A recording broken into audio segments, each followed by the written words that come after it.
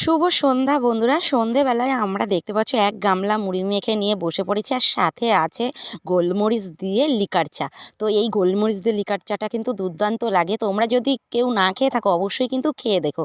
আর এদিকে দেখো মুড়ির সাথে কি আছে, চপ আছে, ঠিক আছে, লঙ্কার চপ আছে, স্যান্ডউইচ আছে। আর এই মুড়ির সাথে এগুলো খেতে তো অসাধারণ। এদিকে বাইরেও কিন্তু প্রচুর পরিমাণে বৃষ্টি ছিল, তো বৃষ্টির দিনে কিন্তু একটুখানি এই সমস্ত আর কি খাবার খেতে ভালোই লাগে।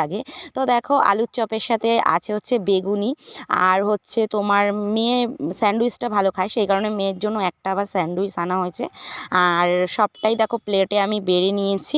এখন চলো খাবো। আর এই বৃষ্টির দিনে এই সমস্ত জিনিসগুলো একদমই ছাড়তে পারি না, যতই আর কি খাওয়া ক্ষতি জানি, তারপরও না মানে কি বলবো, খাওয়াটা এমনই একটা মানে ক্ষতিটা পরে ভাবা যাবে, আগে চলো খেয়ে নিই, এরকম একটা ব্যাপার হয়ে যায়।